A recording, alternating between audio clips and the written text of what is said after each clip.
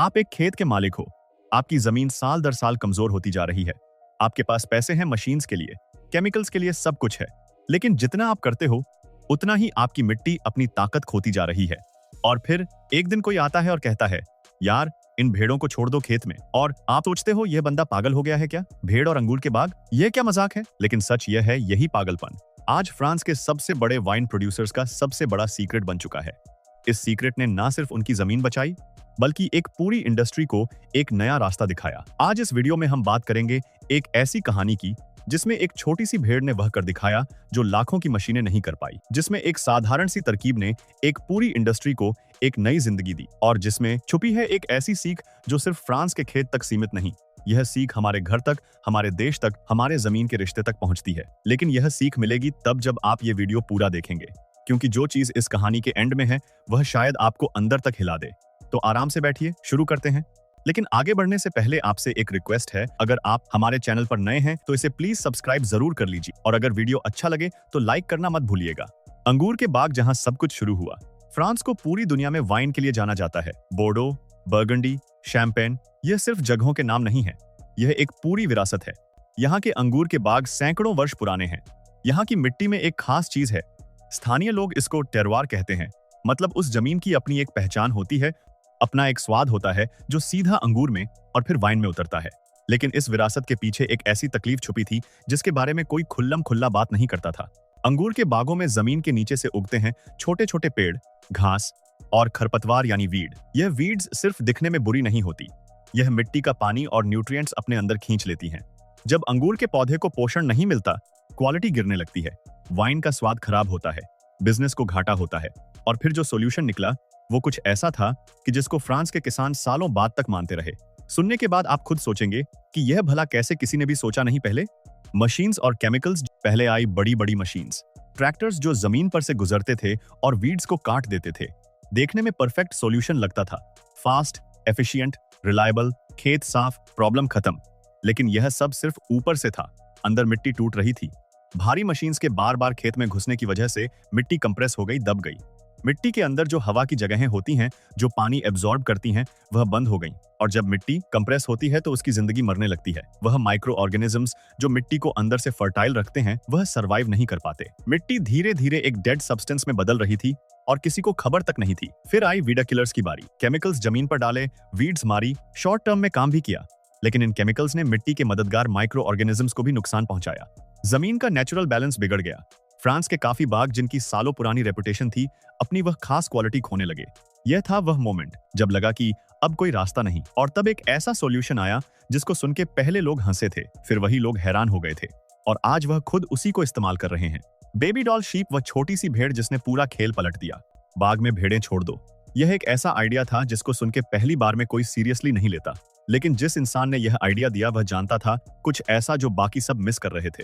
यह कोई आम भेड़ें नहीं थी, यह थी बेबी डॉल शीप, एक खास ब्रीड जो ओरिजिनली इंग्लैंड के साउथ डाउन रीजन से आती है। इनकी हाइट होती है सिर्फ 18 से 24 इंचेस, मतलब रफली 45 से 60 सेंटीमीटर्स। एक नॉर्मल भेड़ के कंपैरिजन में यह बिल्कुल एक फ्लफी गेंद जैसी लगती है, क्यूट, छोटी और बिल्कुल बेखौफ।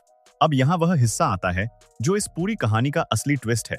अंगूर के गुच्छे ऊपर होते हैं, यानी कुछ ऊंचाई के बाद, और यह बेबी डॉल शीप इतनी छोटी होती हैं कि अपनी पूरी कोशिश के बाद भी, पांव पर खड़ी होकर भी अंगूर के गुच्छे तक नहीं पहुंच सकती। नेचर ने जाने अनजाने एक ऐसी क्रीचर बनाई थी जो अंगूर के बागों के लिए परफेक्ट थी, और इंसानों ने इसे हजारों साल बाद समझा। किसानों ने इन भेड़ों को बागों में छोड़ दिया, और जो हुआ अगले कुछ हफ्तों में, वह देखकर खुद किसान अपनी आंखों पर यकीन नहीं कर पा रहे थे। मैंगनी से जमीन की वापसी प्रकृति का सबसे बड़ा राज। भेड़ों ने दिन भर नीचे की घास और वीड्स खाई, कोई मशीन नहीं, कोई केमिकल नहीं, सिर्फ एक छोटी सी भेड़ अपनी भूखी हिम्मतों के साथ काम पे लगी। लेकिन असली कमाल यहाँ नहीं था। असली कमाल तो तब हुआ जब किसान ने जमीन की मिट्टी को टेस्ट करवाया। जब यह भेड़ें घास खाती हैं तो उनका मल यानी कि उनकी मैंगनी जमीन पर गिरती हैं, और यह मैंगनी जमीन के लिए एक बेहतरीन नेचुरल फर्टिलाइजर का काम करते हैं। इनमें नाइट्रोजन, फास्फोरस, पोटेशियम होता है, वह सब पोषण जो मिट्टी को चाहिए। और यह किसी फैक्ट्री में नहीं बना, यह एक लिविंग क्रीचर के नेचुरली जीने का बाय प्रोडक्ट था। एक ऐसी चीज जो फ्री थी, एक ऐसी चीज जो नेचर खुद दे रही थी। एक नेचुरल साइकिल बन गई थी जो किसी ने डिजाइन नहीं की थी। भेड़ घास खाती है, वीड्स कंट्रोल होते हैं, मैंगनी गिरती हैं, मिट्टी को पोषण मिलता है, बेहतर अंगूर उगते हैं, बेहतर वाइन बनती है। यह एक बहुत ही सस्ता और बढ़िया सिस्टम बन पड़ा था। जीरो वेस्ट, जीरो पोल्यूशन, और यह साइकिल जितना आगे बढ़ा, जमीन उतनी ही तेजी से अपनी खोई हुई जिंदगी वापस पाने लगी। वह मिट्टी जो सालों से मर रही थी, वह फिर से जीने लगी। और अब आगे जो नंबर्स आए, वह सुन के तुम्हारा दिमाग एक सेकंड के लिए रुक जाएगा। वह नंबर्स जिन्होंने सब कुछ साबित कर दिया। कुछ वाइन प्रोड्यूसर्स ने इस टेक्निक को सीरियसली टेस्ट किया और रिजल्ट्स का डेटा कलेक्ट किया। जो नंबर्स सामने आए, उनकी बिल्कुल भी उम्मीद नहीं थी। मशीन और वीड किलर का खर्चा 0% हो गया। एक रुपया, या यहाँ यूरो, जो पहले केमिकल्स और मशीन मेंटेनेंस में जाता था, वह बंद हो गया। यह सिर्फ एक खेत की सेविंग नहीं थी, यह एक पूरी इंडस्ट्री का गेम चेंजर था। मिट्टी की क्वालिटी में जबरदस्त इंप्रूवमेंट दिखा। मिट्टी की वाटर रिटेंशन कैपेसिटी बढ़ी। मिट्टी में बेनिफिशियल माइक्रो ऑर्गेनिजम्स की पॉपुलेशन इंक्रीज हुई। वह जमीन जो अंदर से खोखली हो रही थी, वह फिर से भर रही थी। और कुछ वाइन एक्सपर्ट्स ने तुलना करके माना कि उन बागों की वाइन में एक अलग ही डेप्थ आ गई थी, एक ऐसी क्वालिटी जो केमिकल्स से कभी नहीं आई थी। लेकिन यह सिर्फ एक वाइन की कहानी नहीं थी। जो चीज इस एक्सपेरिमेंट ने साबित की, वह एक बहुत बड़ी, बहुत गहरी और बहुत जरूरी बात थी। एक ऐसी बात जो सिर्फ फ्रांस के खेत तक सीमित नहीं थी। और अब वह बात सुनना जरूरी है, क्योंकि वह बात सीधा आपसे भी जुड़ती है। यह सिर्फ भेड़ों की कहानी नहीं, यह एक दर्पण है। रुको एक सेकंड और सोचो, क्या यह सिर्फ फ्रांस की फार्मिंग की कहानी है? इंसान ने हजारों सालों तक प्रकृति के साथ काम किया, उसे समझा, उसके साथ चला। लेकिन जब हम मॉडर्न हुए, तो सोचा कि हम प्रकृति से ऊपर हैं। मशीन से तेज क्या होगा, केमिकल्स से पावरफुल क्या होगा, हम सब फिक्स कर सकते हैं। लेकिन प्रकृति के पास अपना एक इंटेलिजेंस है, एक सिस्टम जो बिलियंस ऑफ ईयर्स में डेवलप हुआ है। एक ऐसा सिस्टम जो इंसान की किसी भी मशीन से ज्यादा स्मार्ट है।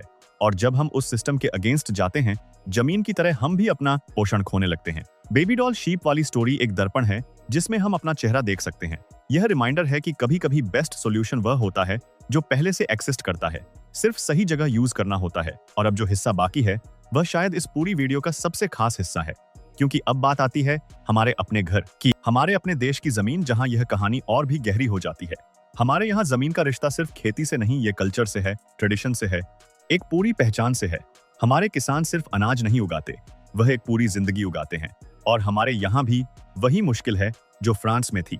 केमिकल्स का बढ़ता इस्तेमाल, मशीन्स की ग्रोइंग डिपेंडेंसी और मिट्टी की धीरे धीरे घटती होती सेहत। लेकिन हमारे देश की खूबसूरती यह है कि हमारे पास यह चीजें पहले से थी। जानवरों के साथ काम करने की परंपरा हमारी अपनी थी। मवेशी पालने का रिश्ता हमारा अपना था। खेती में प्रकृति को साथी बनाने की सोच हमारी पूर्वज की देन थी। हजारों साल पहले हमारे लोग यही करते थे। नेचुरल चक्र, नेचुरल पोषण, नेचुरल बैलेंस, यह सब हमारे डीएनए में है। यह सब हमारी मिट्टी की याददाश्त में है। मॉडर्न प्रेशर में हम यह सब भूल गए। वही राह चली जो पूरी दुनिया ने चली, फास्ट रिजल्ट्स, केमिकल शॉर्टकट्स और एक ऐसी रेस जिसमें जमीन पीछे रह गई। लेकिन फ्रांस की इस छोटी सी भेड़ ने जो किया, वह एक रोशनी है, एक प्रूफ है कि वापसी हो सकती है। हमारे अपने तरीके, हमारी अपनी विजडम, वह बेकार नहीं थी। सिर्फ जरूरत है उन्हें आज की समझ के साथ दोबारा देखने की। हमारे खेतों में भी वह पोटेंशियल है, वह पॉसिबिलिटी है।